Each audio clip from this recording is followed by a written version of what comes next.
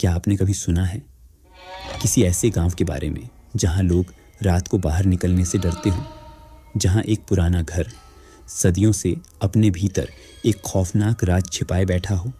आज मैं आपको सुनाने जा रहा हूं देवगांव की एक सच्चाई जिसे सुनकर आपकी रूह कांप उठेगी। ये कहानी है खूनी दूल्हे की। तो चलिए तैयार हो जाइए इस डरावने सफ़र के लिए। देवगांव नाम का एक छोटा सा गांव था जो हिमद्री पहाड़ियों के दामन में बसा था। ये गांव अपनी हरियाली, ताज़ी हवा और अद्भुत शांति के लिए जाना जाता था, पर इसकी शांति किसी टूटे हुए मटके की तरह थी। ऊपर से शांत, लेकिन भीतर सदियों पुराना डर दबा हुआ। गांव के पश्चिम दिशा में घने शाल वृक्षों के जंगल के पास एक खोखला और पुराना घर अकेला खड़ा था। उस घर का नाम लेने से पहले ही लोगों की आवाज़ कांप जाती थी। वह घर सिर्फ मिट्टी और पत्थरों का नहीं था, बल्कि डरावनी यादों और टूटी हुई उम्मीदों का बना हुआ था। उसकी दीवारों पर काई ऐसे जमी थी जैसे उसने कोई गहरा भेद अपने भीतर छिपा रखा हो। छत का बड़ा हिस्सा दशकों पहले गिर चुका था और टूटी हुई कड़ियों से आसमान का एक छोटा उदास टुकड़ा दिखता था। दरवाजे हमेशा आधे खुले रहते थे, जैसे वो बाहर की दुनिया को भीतर बुला रहे हों या किसी अंतिम आगमन का इंतजार कर रहे हों। गांव वाले उस जगह से सूरज ढलने के बाद तो क्या, दिन में भी मुंह फेर कर निकलते थे। उन्हें लगता था कि अगर उनकी नज़र उस घर पर पड़ गई तो घर की ठंडी सांसें उन्हें अपनी तरफ खींच लेंगी। यह था देवगांव का सबसे बड़ा रहस्य, एक खोखला घर जो बाहर से खामोश पर भीतर से जिंदा था। देवगांव में एक ही लड़की थी जिसका नाम था रागिनी। वह सुंदर थी, संस्कारी थी और गांव वाले उसे बेहद मानते थे। उसकी हंसी से जैसे सूखी डालियां भी हरी हो जाती थी। कुछ ही दिनों बाद उसकी शादी वीर नाम के युवक से होने वाली थी। वीर गांव के पास के कस्बे का रहने वाला था। लंबा चौड़ा कद, चेहरे पर आत्मविश्वास और आंखों में गहरी चमक। गांव भर में उत्सव का माहौल था। ढोलक की थाप, गीतों की गूंज और पकवानों की खुशबू हवा में तैर रही थी। औरतें गीत गा रही थीं, बच्चे इधर उधर दौड़ रहे थे और हर कोई इस शादी को यादगार बनाने में जुटा था। लेकिन जैसे जैसे शादी का दिन पास आ रहा था, रागिनी के दिल में अजीब सा डर बैठ रहा था। रात को सपनों में वह बार बार वही जर्जर घर देखती, टूटे दरवाजे, अंधेरे कमरे और किसी की फुसफुसाहट। वह समझ नहीं पा रही थी कि यह उसका वहम है या सचमुच कोई अदृश्य ताकत उसे चेतावनी दे रही है। शादी की रात देवगांव की गलियां दीपों से जगमगा रही थी। ढोल नगाड़े बज रहे थे और हर कोई खुशी में डूबा था। रागिनी लाल जोड़े में किसी अप्सरा जैसी लग रही थी। उसके चेहरे पर हल्की मुस्कान थी, लेकिन दिल में हलचल मची हुई थी। और अचानक आसमान पर काले बादल छा गए। तेज आंधी चली। दीपक एक एक कर बुझने लगे। ढोल नगाड़े थम गए। गांव वाले घबराकर इधर उधर भागने लगे और तभी वीर की आंखों में अजीब सी लाल चमक दौड़ गई। उसके चेहरे पर एक डरावनी मुस्कान उभरी, मानो उसके भीतर कोई और आत्मा उतर आई हो।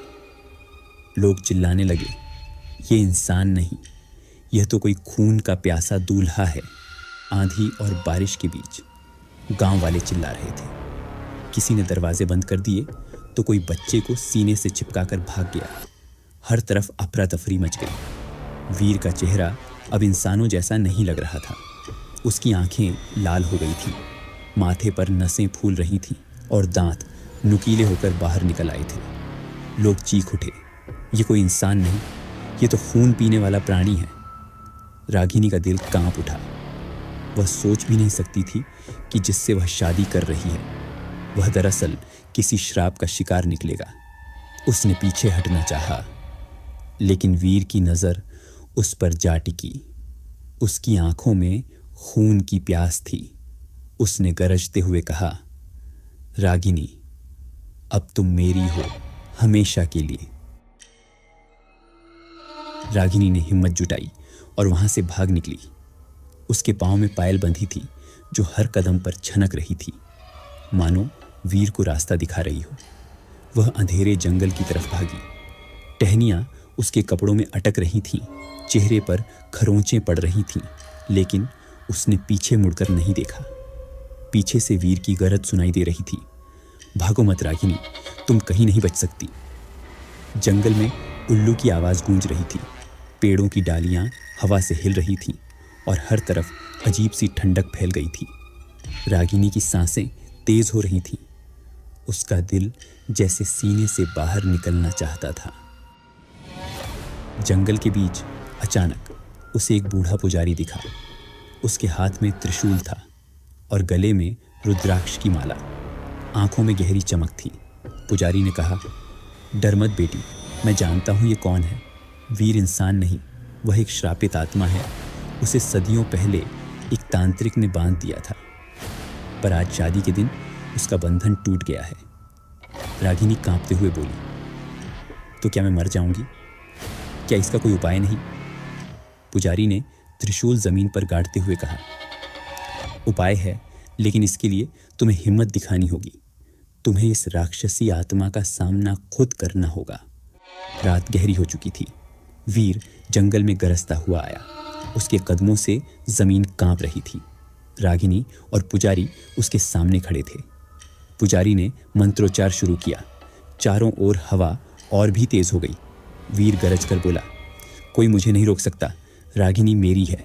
रागिनी ने कांपते हाथों से दीपक उठाया और वीर की आंखों में चमकते हुए कहा, अगर तेरा श्राप सच है तो मेरी आत्मा की पवित्रता तुझसे बड़ी है। दीपक की लौ तेज होकर जलने लगी। वीर चीख उठा।